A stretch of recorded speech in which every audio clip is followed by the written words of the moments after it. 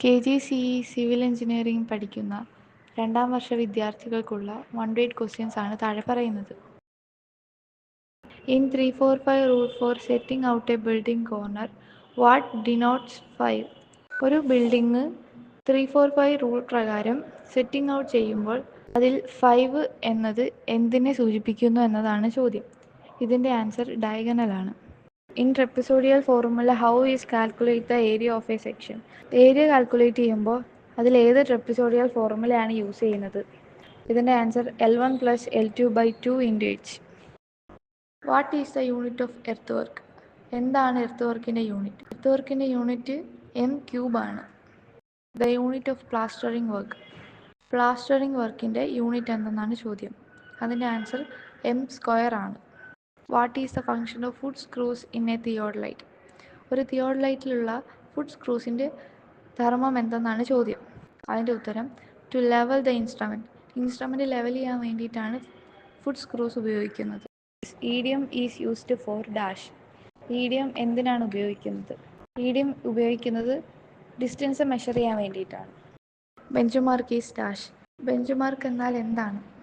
അതിൻ്റെ answer A point with non elevation. Total station is used for. Total station എന്തിനാണ് ഉപയോഗിക്കുന്നത്?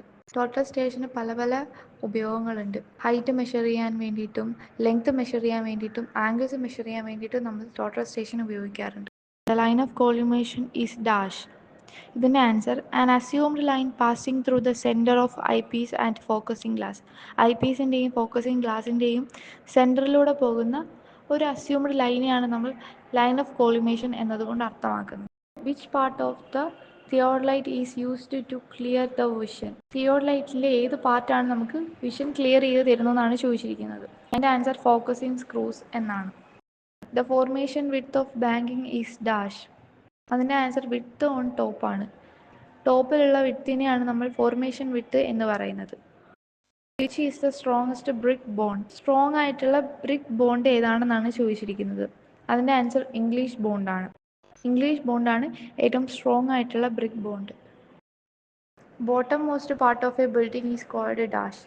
ഒരു ബിൽഡിങ്ങിൻ്റെ ബോട്ടം മോസ്റ്റ് പാർട്ട് ഏതാണെന്നാണ് ചോദിച്ചിരിക്കുന്നത്. അതിൻ്റെ ഉത്തരം foundation. Ordinary Portland cement is classified into dash grade.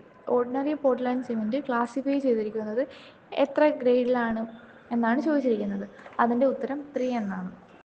The purpose of slump test is dash.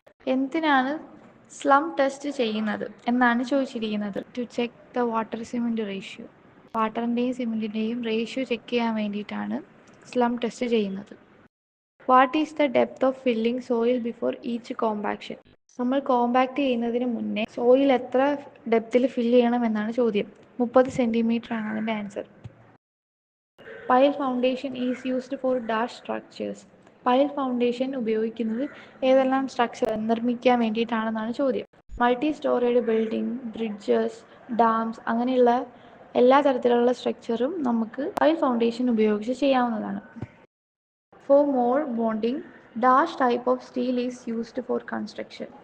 Construction ചെയ്യുമ്പോൾ കൂടുതൽ ബോണ്ടിങ് കിട്ടാൻ വേണ്ടിയിട്ട് ഏത് ടൈപ്പ് സ്റ്റീലാണ് നമ്മൾ ഉപയോഗിക്കുന്നതെന്നാണ് ചോദ്യം. ടോർ സ്റ്റീലാണ് അതിന് ഉത്തരം.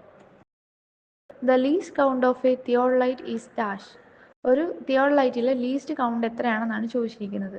അതിൻ്റെ ആൻസർ സെക്കൻഡ്സ് ആണ്. 1000 മില്ലിമീറ്റർ ഈസ് ഡാഷ്. 1000 മില്ലിമീറ്റർ മീറ്ററിലേക്കാക്കുമ്പോൾ എത്രയാണ് എന്നതാണ് ചോദ്യം. അതിൻ്റെ ആൻസർ 1 മീറ്റർ. പുതുതായി അടുത്തൊരു വീഡിയോയിൽ കാണാം. Thank you.